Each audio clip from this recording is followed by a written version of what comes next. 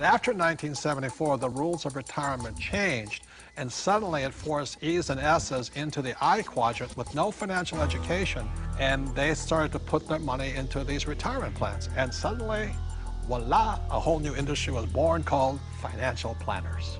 And today, it takes 30 days to become a financial planner. It still takes a year and a half to become a massage therapist.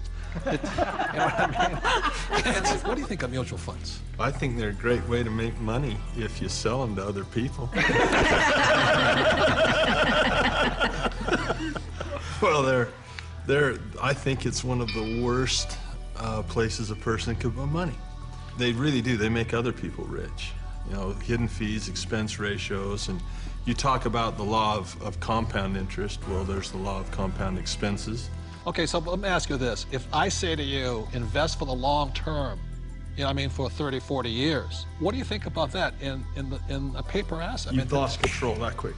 Liquidity is what paper assets are about. Your ability to sell and buy without negotiation problems. And so the moment you say, I'm going to buy this, I'm going to hold Enron, I'm going to hold WorldCom, and I'm going to hold, you know, GM, and I'm going to hold United Airlines, and, well, you can just go on and on. How about Pan Am? Yeah, but the moment you decide to hold that, what control do you have? None. You know, yeah, in real estate, you can force the appreciation, paint it, carpet. You can't do that with paper. Right. Well, your only control is to sell. If you hold it forever, you're rolling the dice and saying, I hope it works out. Right. There's a lot of people say, you know, stocks are the best way to go and don't get into real estate. You know, there's a lot of these financial advisors. But the stocks are good for people who are not business people. You see, as entrepreneurs and real estate people, when you look at a financial statement, I personally am responsible for income, expenses, assets, liabilities. But as an investor, even in Microsoft, I have no control over income, expense, assets, and liabilities. Is that correct? All you can do is sell or hedge. That's all you can do.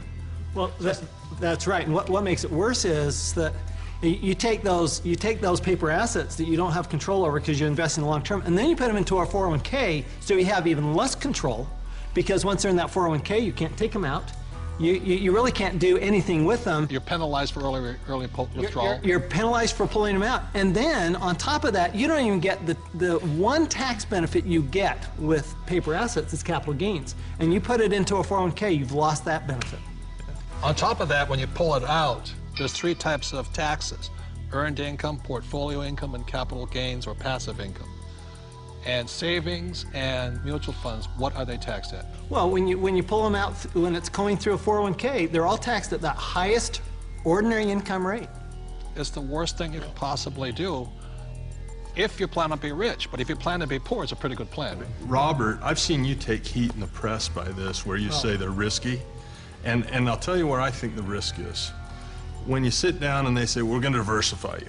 You know, that way if one company goes down, you got all these other companies to buoy you up. And that's fine for a non-systematic type thing, but a system-wide problem, it does not protect us if the system breaks down. Because it's not diversification. Yeah, it's more fragile now than I think it ever has before. And I think these people saying, well, I'm well diversified. They're not well diversified. You diversify across asset classes, not just in bunches of stocks, in my opinion anyway. So the problem here with diversification, it doesn't protect you from a crash. Right. And it's not diversification anyway, and Buffett does not, Warren Buffett, the world's greatest investor, reportedly, says diversification is something like it's protection from ignorance. Right. But it's ignorance from both the person selling you the plan as well as you who invests in the plan. But this is the biggest thing that really bugs me. When Kenny and I buy real estate, we always buy insurance, don't we? Yeah. And then when we drive a car, we have insurance. Right? Is there insurance for mutual funds? Well, not for the average person. No. I mean, is there insurance on your 401k that what you put in will be there when you retire? And which is more likely to burn down in the next 5 years, your home or your 401k? And I'll say it again, we all drive cars with insurance, hopefully. We have houses with insurance. When we buy real estate, we have insurance. Our companies have insurance. But the 401k, all these retirement plans, there's no insurance on them. So if it crashes, they lose everything, and the mutual fund companies walk away with the money. And that's a higher level of education, because most people don't know how to hedge that. Nope. They don't know how. I mean, it's possible, but if you interview the average person, yeah, that's what we teach. That's what our advanced courses teach, is how to play the average game. person, I liked what your comment said. If you poll the average person, you say, tell me the difference. This is a very basic question. What is the difference between a defined benefit pension plan and a contribution plan? Most of the people I talk to do not know that difference, and that is not a minor thing. That is a major deal. Time out. This is a very important point. See, in 1974, the rules of retirement changed. Prior to 1974, most people, like my parents, had a defined benefit pension plan. What that meant was that they received a paycheck for life.